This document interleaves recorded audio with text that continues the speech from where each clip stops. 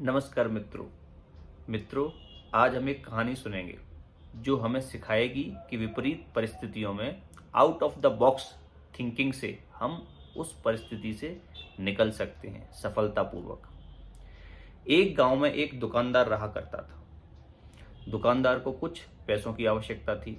उसने गांव के ही एक सेठ से कुछ पैसे उधार लिए, लेकिन समय के साथ साथ उसका कर्जा बढ़ता गया। दुकानदार की एक जवान और खूबसूरत बेटी थी। सेठ जी उस पर मोहित हो गए और सेठ जी को लगा कि कैसे भी करके इससे मैं विवाह कर लूं। उसने दुकानदार के सामने प्रस्ताव रखा, यदि तुम अपनी पुत्री का विवाह मेरे साथ कर देते हो तो मैं तुम्हारा सारा का सारा कर्ज माफ कर दूंगा। दुकानदार सोचने लगा। उसे सोचते देखकर सेठ ने आगे कहा, अच्छा ठीक है, हम एक काम करते हैं। मैं एक थैली में 2 पत्थर डालूंगा, एक काला और एक सफेद। सब लोगों के सामने, गांव के सब लोगों के सामने तुम्हारी पुत्री बिना देखे उस थैली में हाथ डालकर जिस भी पत्थर को उठाएगी उसके आधार पर हम ये निर्णय ले सकते हैं। क्या निर्णय ले सकते हैं? यदि आपकी पुत्री ने काले रंग का पत्थर उठाया तो मैं तुम्हारा सारा कर्ज माफ कर दूंगा, लेकिन तुम्हारी पुत्री को मुझसे शादी करनी होगी।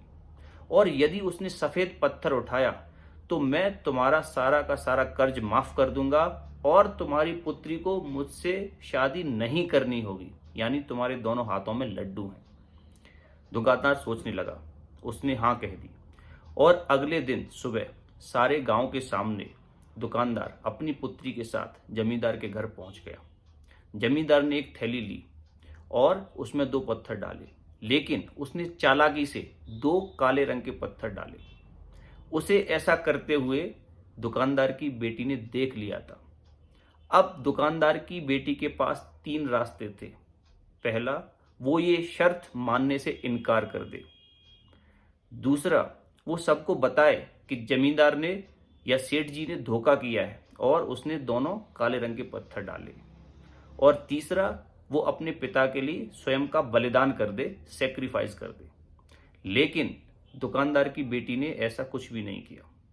उसने सहज भाव से थैली में हाथ डाला और एक पत्थर निकाला।